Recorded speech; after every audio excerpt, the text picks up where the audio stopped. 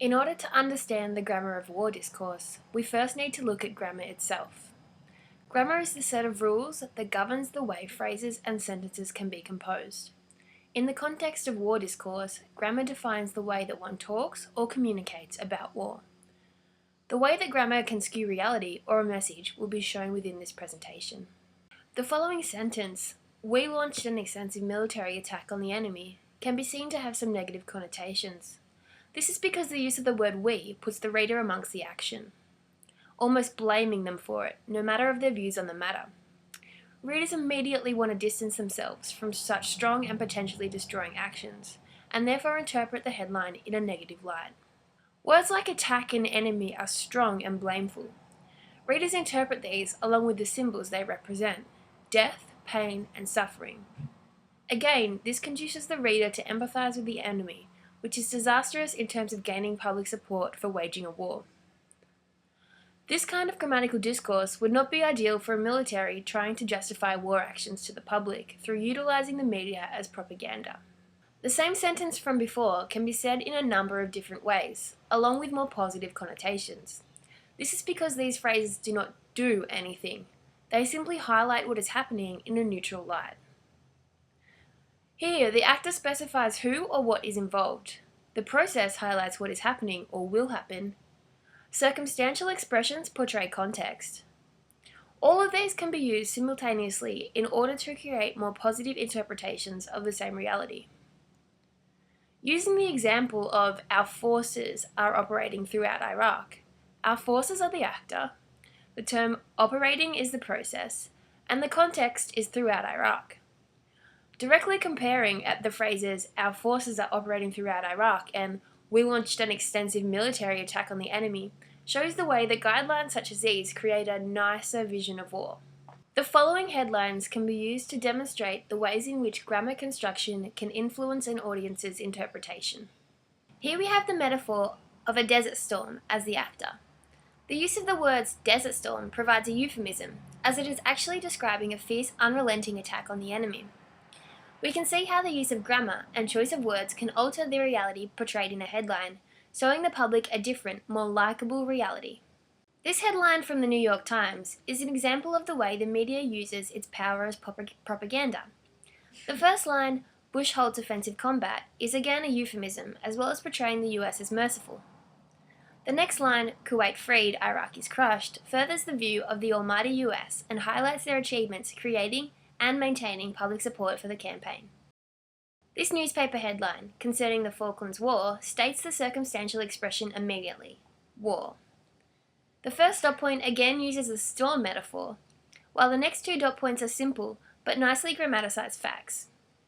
The last dot point is of particular interest as it acts as strong, emotive propaganda stating that 21 of our boys are dead. This statement is blunt for a reason. It intends to incite reactions of shock and anger, further fueling public support for the war.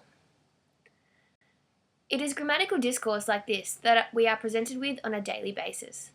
These headlines are carefully constructed in order to invoke a certain reaction, whether it be shock, anger, or patriotism. The aim of this is to present war as not the gruesome evil that it really is, but more of a mediated, benevolent process. These kind of tactics are generally used in press releases and briefings, as well as in the mainstream media. The 24-hour news cycle is a recent development within the media industry that comes under much scrutiny. These channels create stories and hype in order to grab ratings, as well as fill their time slots. There simply isn't enough newsworthy material to fill 24 hours of broadcasting all day, every day. This opens content up to heat, speculation, and sensational stories that often have little news value. The existence of a war means that a 24-hour news channel has access to a 24-hour story and a multitude of special reports. These special reports are often speculative and have little real content. Isaac Larian is brash. She told me it's 10,000. He's cocky, and in his war against Mattel, he has a whole army at his disposal.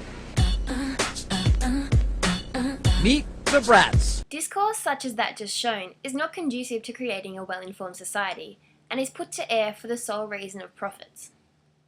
As long as these news channels use war discourse and grammar that is positive and favourable, as outlined previously, War coverage can continue, as well as spur on the public's support for such wars.